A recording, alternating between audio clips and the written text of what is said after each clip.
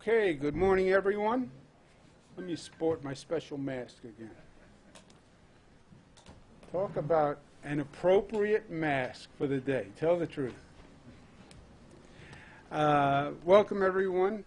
We have some special guests today, so let me introduce who's with us. To my right, you know Robert Mejica, Budget Director. To my left, you know our great Dr. Howard Zucker, Health Commissioner, celebrating his 7th year anniversary today. 7th anniversary stretch, we call it. It's also a pleasure to have Sandy Alderson with us, who is the president of the New York Mets.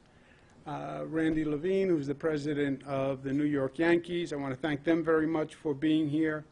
We're also joined by Doug Behar, who's the senior vice president of stadium operations for the New York Yankees, and David Newman, who's the executive vice president for chief marketing, content, and communications officer for the New York Mets. Big title, big job. Let's make some announcements, and then we will get to some special business. The COVID. That is the order of the day. We're working on 3 tracks simultaneously with COVID: responding to COVID, managing COVID, recovering from COVID, and then New York's revitalization post-COVID, right? Places talk about reopening. States talk about reopening. New York has a higher standard. We don't want to just reopen. We want to be better than we were before. We want to reimagine New York, reinvent New York, rebuild New York. Take this as a moment of opportunity to grow. Don't just go back to where you were. It's not about, that's not what life is about, going backwards. Life is about going forward. How do you take this as a moment for progress? And that's our goal. As we discussed last week, we are reopening the valve.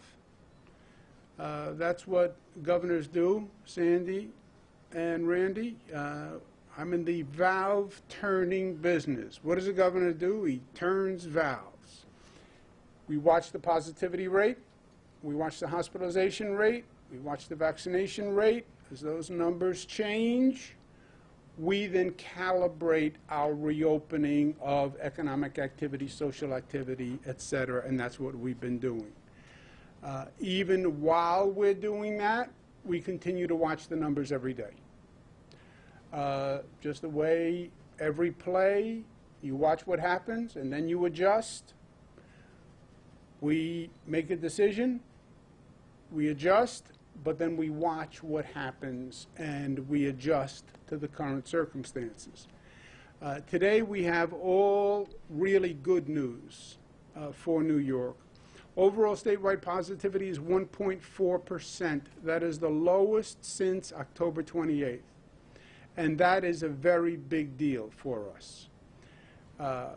October 28th means before November, obviously, and well before what we called the holiday surge. If you remember, Thanksgiving started the holiday season, and we warned New Yorkers, be careful about the holiday season, more socialization, more activity, you're going to start to visit people, and it's going to go up, and the infection rate went up.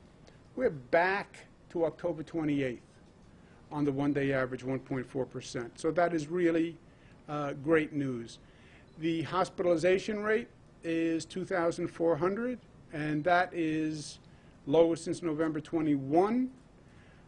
People in ICU, lowest since November 24th. Intubations, lowest since December 2nd. So really great news all along. And that is congratulations to New Yorkers. You know who determines that day to day? New Yorkers.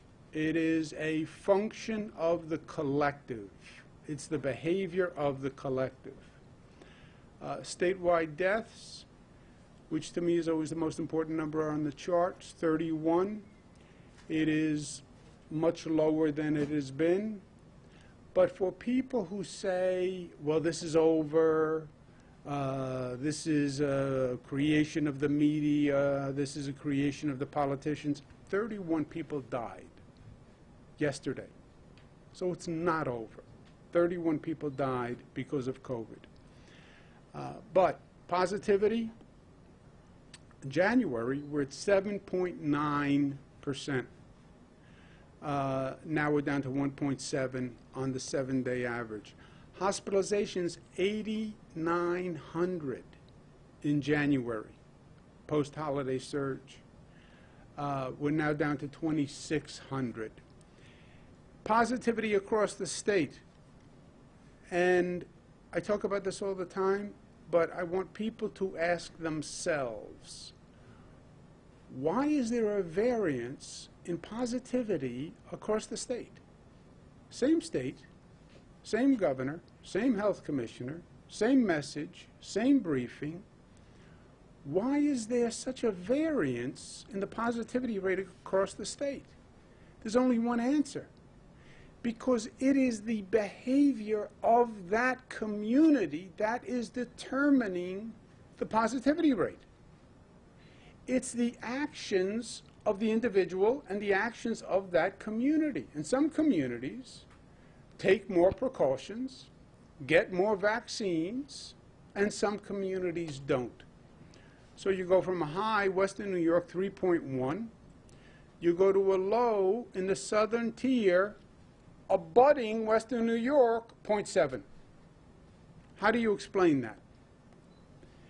Within New York City, you have highest rate Brooklyn 1.9, Staten Island 1.9.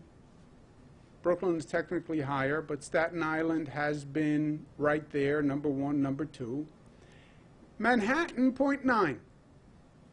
How do you explain Manhattan at half the positivity rate of the outer boroughs? How? Density? Manhattan is more dense, more people on mass transit. It is the behavior of the community. COVID recovery, what's the best thing we can do? Vaccinate. Vaccinate New Yorkers. We're doing very well with that. 16 million shots in arms.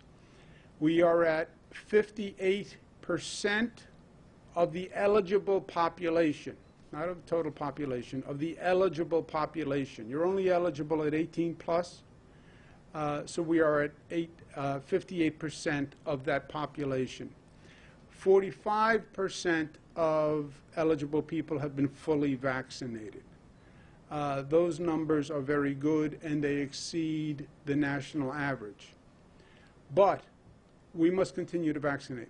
And we're seeing the numbers slow on vaccination.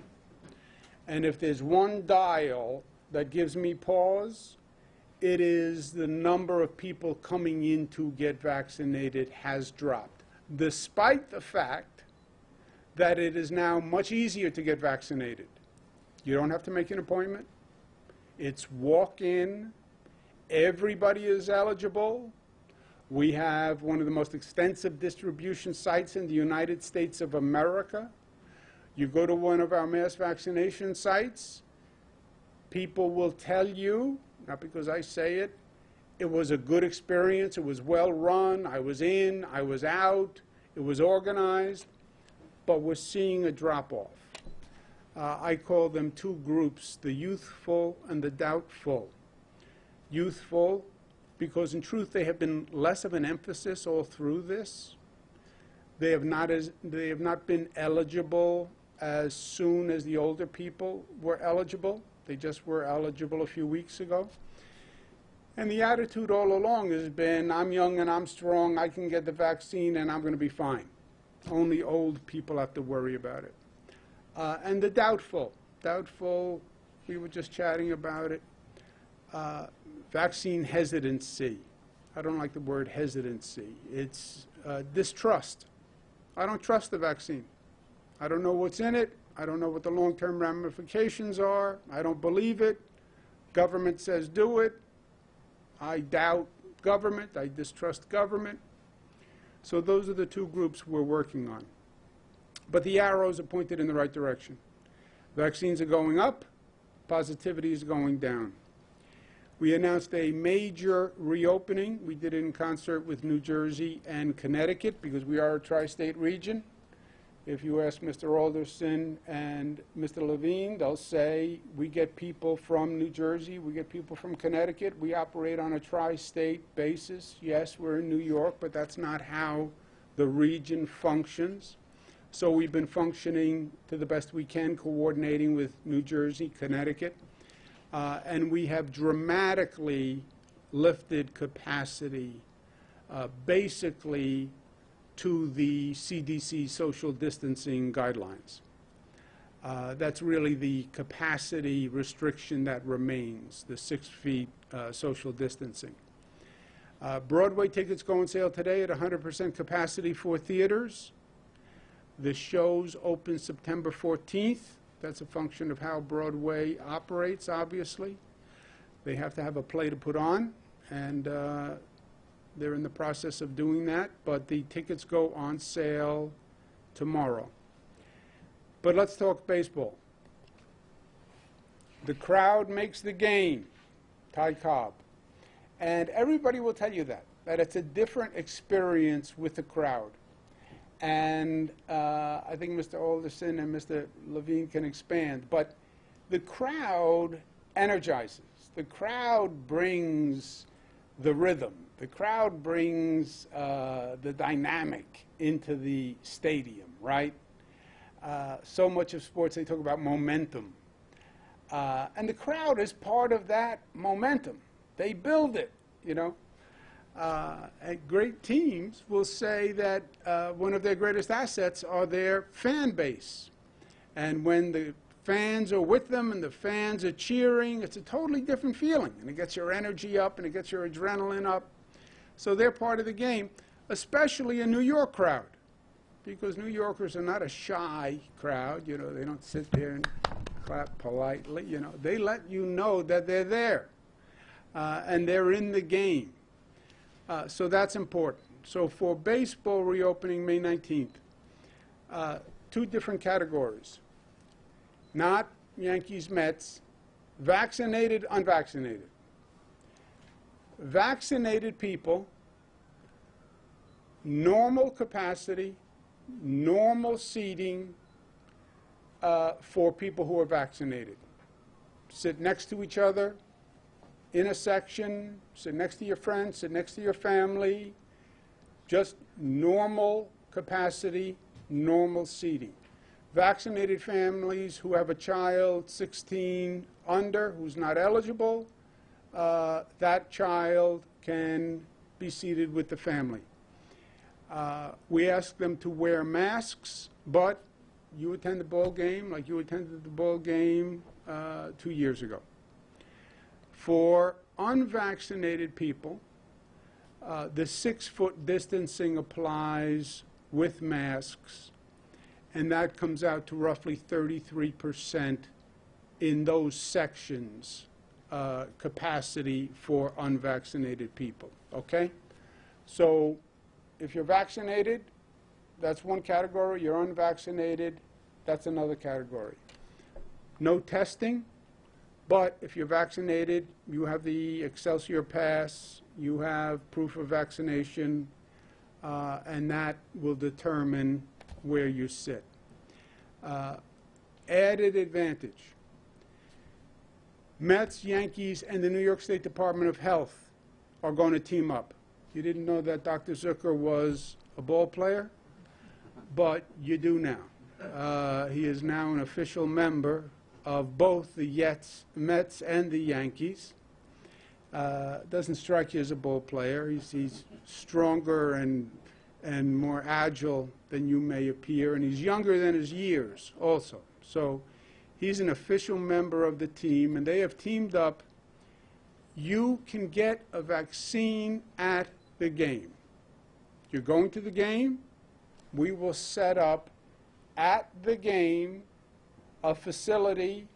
As you're going in, come a little bit early and get your vaccine at the game. You're going to the game anyway. It's on your way. Stop and get a vaccine. And if you get a vaccine, you get a free ticket to a Yankees or a Mets game. So, you get a vaccine, it's convenient, you're going there anyway, thanks to the generosity of the Yankees and the Mets. If you get a vaccine, they will give you a free ticket to the game. And next time you go to the game and you're vaccinated, you can enjoy the game sitting next to your friends, sitting next to your family, which to me is a big part of the enjoyment of the game. We call that a New York home run. It's smart. It recognizes the civic responsibility of all of us. It's generous, it's convenient, and it's another good, easy reason and reminder that we all have to get a vaccine. And why do we get a vaccine? Because at the end of the day, we're Yankees fans, we're Mets fans, but we're all on the same team on this one. We're all on the New York team. There's no I in team, they say. I get a vaccine to protect you, and you get a vaccine to protect me. And the way a team plays together, and you win together or you lose together, with this COVID, we either win together or we lose together. It is that simple. We, collective we, either get the vaccine as a society or we don't get the vaccine. There is no me here.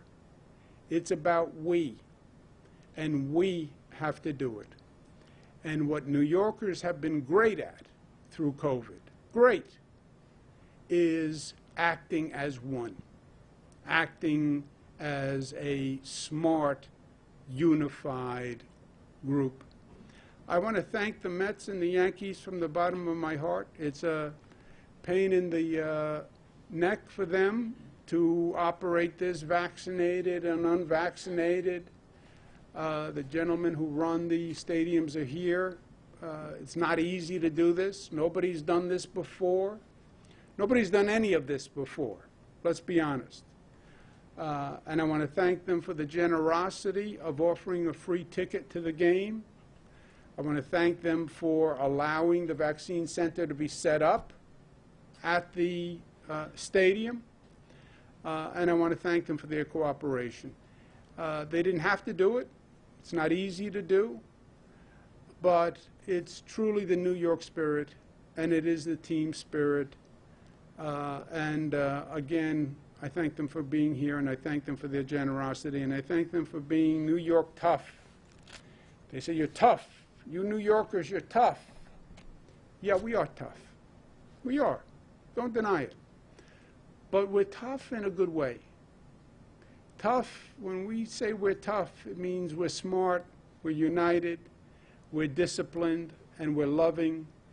That's how we got past COVID, and that's how we're going to continue to recover and reimagine and reinvent and rebuild after COVID. So thank you. With that, let me turn it over to Randy Levine first. Doesn't show any favoritism between the Yankees and the Mets. I'm not going there. Mr. Levine. Thank you, Governor. And I want to thank you very much and your team, Dr. Zucker and Rob, because right from the very beginning, last year, you were a leader in allowing us to come back and play, even though we're no fans, and you've been a leader in opening up the facility, all the stadiums for fans. I think you said it well. Fans make the game, and if anybody was watching the game last night at Yankee Stadium or saw it on television or listened to it on radio, that point was crystal clear. We were at capacity 10,850, and the building sounded like there were 50,000 people cheering, doing some other things from start to finish, and that's what it's all about. And it gave all of us spirit. It reminded us of the way it used to be and the way it can be again. So thank you, because baseball goes every day, and it really presents a sense of normalcy, to everybody. You know, we're like an ongoing story every single day. Some days are good, some days are bad, and you just hope there are more good days than bad days. Similarly, thanks to you, we've been operating a vaccine center at Yankee Stadium, which is really important. We vaccinated tens and tens of thousands of people, but we need more. We need more because, in my opinion, and the Yankees' opinion, that's how we get back to normalcy. So we are excited to take that program, combine it with providing free tickets to fans. We'll put it all out on our website, how it's going to work. Basically, you come to the game, as the governor said, you take a vaccine shot, you get a voucher, you can go to that game. If that game's sold out, you can go to tomorrow night and go to a game of your choice. So we're all in on this. We're excited to be part of this. We're excited to have more and more fans in the building because that's what our players love it, we love it, and it gives New Yorkers a chance to get back to normal and think about things other than what they've been thinking about in the past. So on behalf of Hal Steinbrenner, the whole Yankee organization, and the Steinbrenner family, thanks for your leadership. We're all in, and let's make this a great success. Thank you. Congratulations on how you've been playing, and thank the Steinbrenners for me. Mr. Sandy Alderson. Thank you, Sandy. Thank you, Governor. First of all, similarly, I would like to thank you and all of your staff, including Commissioner Zucker and Director Mujica, for all that you've done, not just with respect to baseball, but for public health throughout the state. You know, seeing the data today, it was pleasing to us because it has led to some of these announcements, but more importantly, more fundamentally, it speaks volumes for where we are as a state and a city, and that this reopening of baseball is just another indication of how far we've come, and a lot of that has to do with the way you've led the state. As I said, we've been very pleased with the data. This has led to some new opportunities for us in terms of fans coming to the ballpark, but it's also fundamentally important to us as a community. I'm very proud of what the Yankees and the Mets have done together with Major League Baseball to support vaccinations and all things related to recovery. We are currently vaccinating at Citi Field approximately 2,000 individuals a day. We are in the process of opening a drive-through lane, which will add to our daily capacity. And we are reaching out through our community department to those groups that don't have immediate access or transportation to these sites. There's always more that we can do, but I'm very happy with the efforts that all of baseball has made. I was in Syracuse last night for their home opener, and it reminds us that this is not just a New York City issue. This is statewide. It's national. Their ballpark has just been refurbished, in part with funding provided by the state, and the sense of anticipation of that crowd going into the ballpark was really electric, and it reminds one that, and Randy said that fans are what make the game. Fans are also what make memories, and they make memories for players as well as themselves. And with this new opportunity for us, I think that we will get more families to the ballpark, we will have more kids in the ballpark, and we'll return to creating those memories that are so important and so part of our lives. I can remember going to my first Major League game when I was 9, Chicago White Sox against the Yankees, and you'll be happy to know that even then I rooted against the Yankees.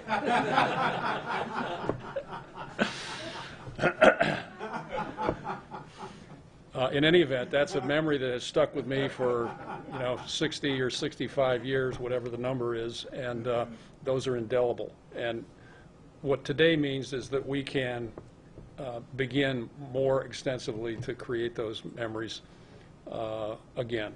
And so, again, Governor, I want to thank you for your role in this, and on behalf of all Mets fans, thank you. Thank you, Mr. Alderson. Well, consistency matters in life, 60 years. And also thank you for what you did in Syracuse. That's a big deal. We worked cooperatively on rebuilding a stadium up there, and it's very, very important to the people in Syracuse. So thank you for that, and thank you for going. We also will be giving away Yankee tickets. Okay, we're going to end this now. Any questions for Randy or for Sandy on this topic while they have Mr. Bihar and Mr. Newman who could help them answer questions? Yes, I have a question regarding capacity. Given that this is outdoors, and I happened to go to the game last night, and you show proof of vaccination.